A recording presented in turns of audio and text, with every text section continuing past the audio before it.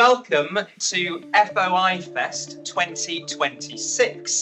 So it's good to talk to you all today. I'm conscious that people will want to get to the pub, so I have 5 minutes to be short and snappy. My lightning talk is sort of 3 parts. First of all, the work that the Campaign for Freedom of Information does with requesters. And obviously, because we've got small resources, that's not a huge proportion. As a campaigning organisation, we use FOI, of course, but also as a strategic operator in public policy. I'm just going to sort of have a few reflections on that. But first of all, I just want to be clear that the Campaign for Freedom of Information in Scotland is separate from the other campaign. We used to be a Scottish committee, and in 2019 we were allowed to go on our own. And we are a Scottish charitable incorporated organisation. So I know it was referred to earlier as a UK campaign, but it's just to be clear, it's not. I think it's important to understand that one of the significant differences in Scotland is the fact that the upper tier tribunal does not operate in Scotland unless, of course, it's using the UK Act. And I do think that that ultimately changes practice and decisions throughout the system, because you can only appeal to the Court of Session on a point of law. And so you don't have that postponing tactic. And I do think that's been very healthy. In terms of the requesters that we work with, we've heard really sophisticated approaches to FOI being prompted by curious journalists or practitioners. Quite often the people that we deal with live in communities, it's issues of local concern. And we have noticed a difference in the last 21 years since FOIS has been operational, because at that time there were lots more local offices servicing things from council services to housing, and they have gradually closed down because of the digital first approach, so they are less accessible. And of course, you only make an FOI request if it's recordable, and people want to go into the local offices and just verbalise. Ask for the information, and it's amazing how it can be really beneficial, because you go in and you speak very nicely to somebody and they enthusiastically give you the information you're looking for there and then, and you don't actually have to wait a very long time. And we also work with people who do decide that because local offices have shut down, they do want to make an FOI request, and they realise that they believe it is very complex. And recently we did some work with a group of people who were really quite shocked that it was so simple. And they also were shocked that they got the information that they requested, because they actually started off from a point of view that we're not going to get it, and that just confirms our suspicion about this public authority. So one of the contributors said earlier that you don't really make an FOI request unless you know something about the subject matter. And sometimes we work with requesters who actually know the answer, but what they want to do is have proof, because the information is not in the public domain. And recently we've had a couple of examples whereby people are actually holding the document, they've requested the information, and they've been advised that it's not held, but holding the document. So if what do they do then? Do they expose a whistleblower?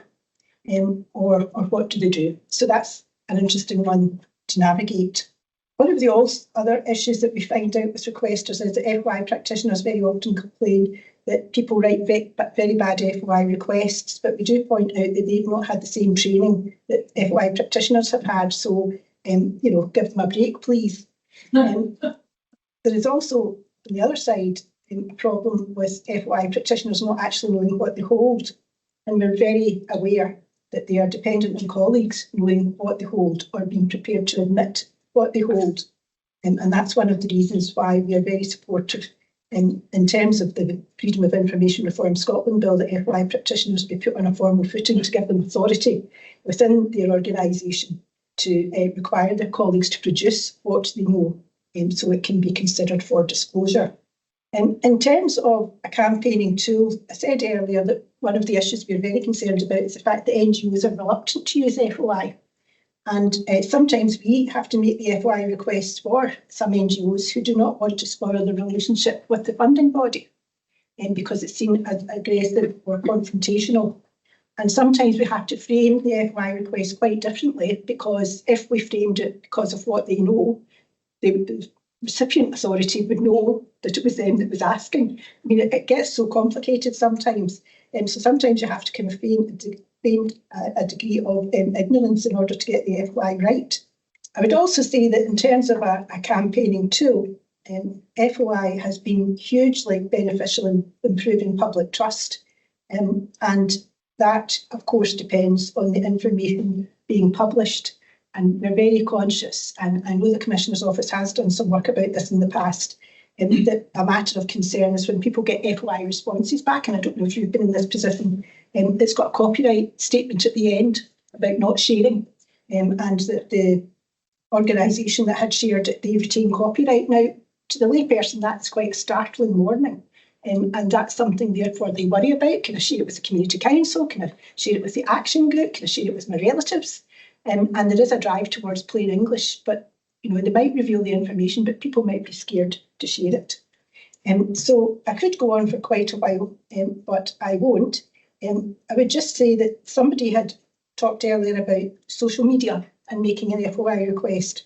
One of the issues that we've been persuaded about recently is people recording an information request and submitting it, particularly people who have an impairment. It's people who perhaps have dyslexia or whatever, and it's easier for them to do so. And also for some young people, it's a much easier way to communicate. And it's going to be interesting to see how those requests are dealt with. So one of the things about FOI requests is that it's got to be an agile system, and that's why we want a change in the law, because it's got to be agile to the environment that we work into. So thank you. Hello to our most completist listeners. If you're still listening, thank you so much for sticking with this right to the end. I'm Miff from My Society, and it's my job to put these podcasts together. And you know what? It would be really helpful for us to know a bit more about how and why you are listening to them. So if you have a moment, please do take a look at the show notes, where you'll find a link to a very short survey. It'd help us so much if you could fill that in. Thank you.